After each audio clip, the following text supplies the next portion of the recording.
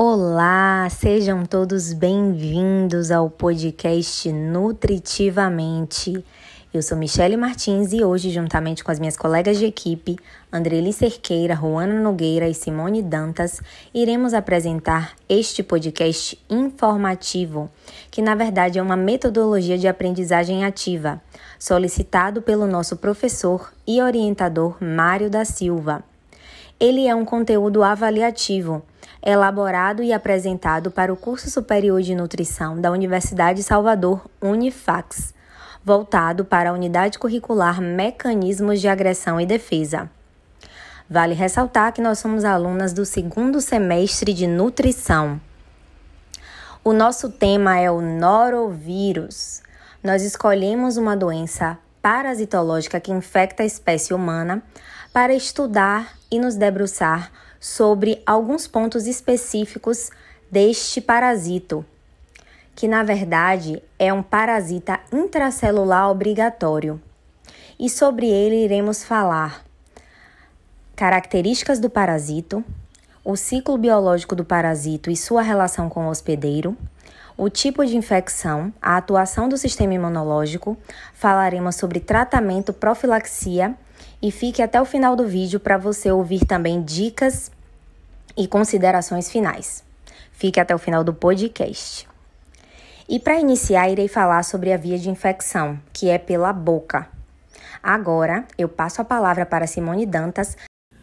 Então, quando tratamos sobre o vírus com as características do norovírus, estamos falando aí de um agente agressor que possui polaridade positiva, ou seja, as fitas positivas desse RNA, ele contém a mesma base sequencial de um RNA mensageiro, que é traduzido pelos ribossomos. E explicando melhor o ciclo biológico do parasito e sua relação com o hospedeiro, podemos dizer que a fita do RNA citada inicialmente, ela é conhecida como RNA-M. Ela tem uma sequência de nucleotídeos que confere ao do DNA, além de uma proteína viral chamada VPG, que a partir do processo da leitura ribossômica dá início à produção de múltiplas poliproteínas, gerando então uma protease viral. Traduzindo, existe uma logística de inibir a tradução do interferon, que é um importante mecanismo de defesa contra a infecção viral, permitindo aí classificar como um tipo de infecção, iniciado através da proteína a VP1, que está em constante processo de mutação e, de certa forma, acaba deixando ineficaz a resposta humoral.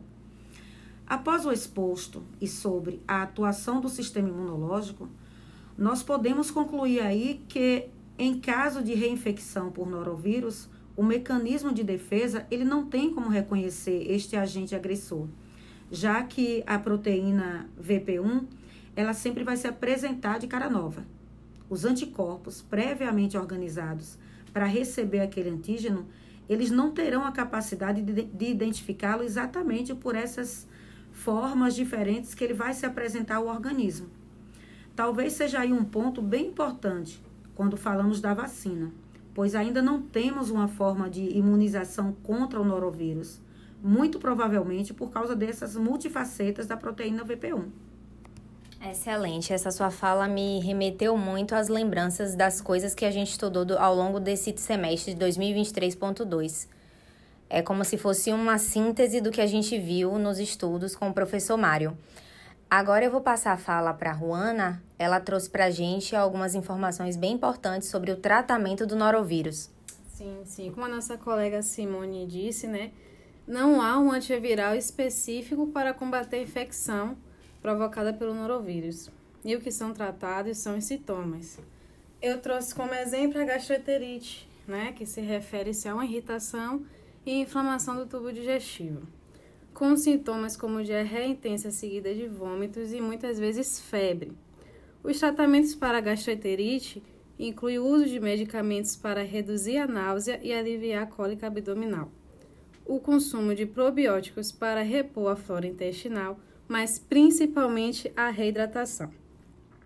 Geralmente, o único tratamento necessário para a gastroenterite por norovírus é o repouso absoluto e a ingestão de quantidade adequada de líquidos. Mesmo a pessoa que esteja vomitando deve beber o máximo de líquido que consiga tolerar, tomando pequenos goles frequentemente.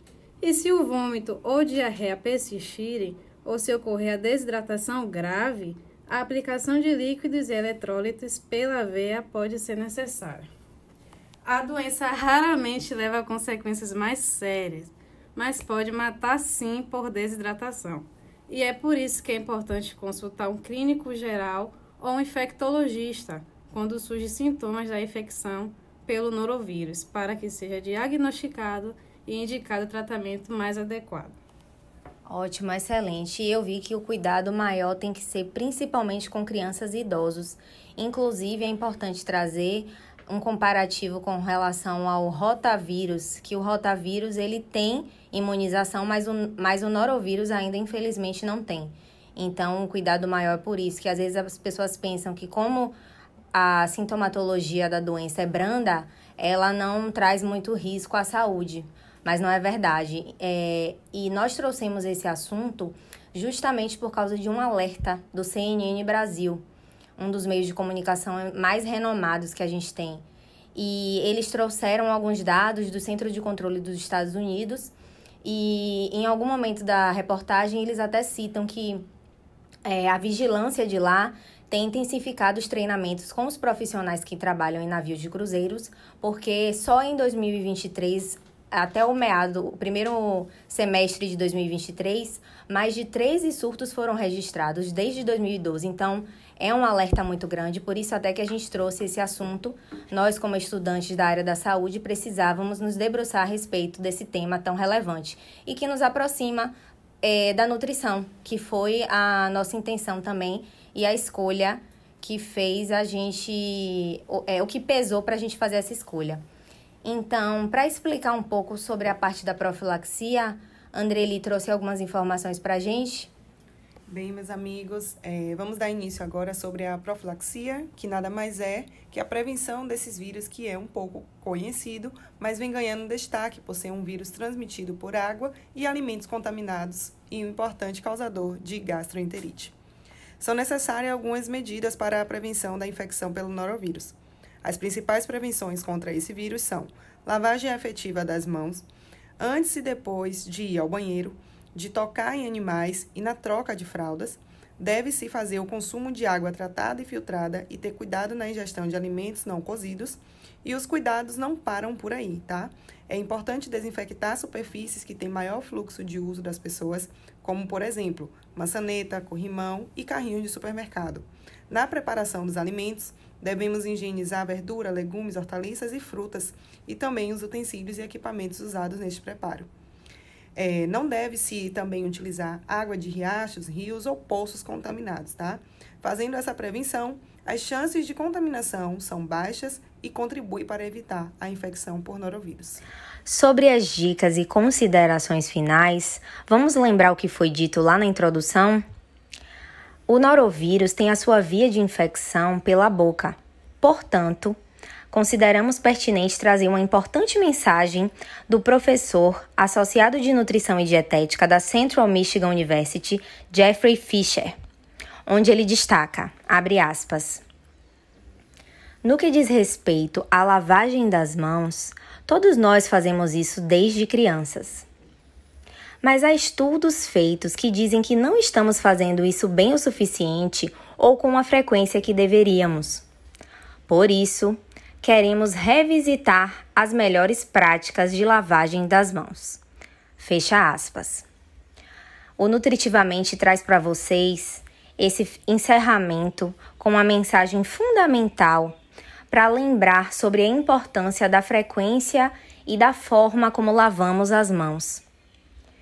Para evitar não só doenças parasitológicas, como outras questões relacionadas à nossa saúde.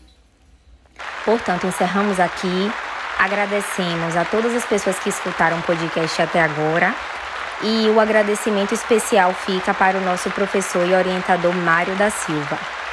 Até a próxima!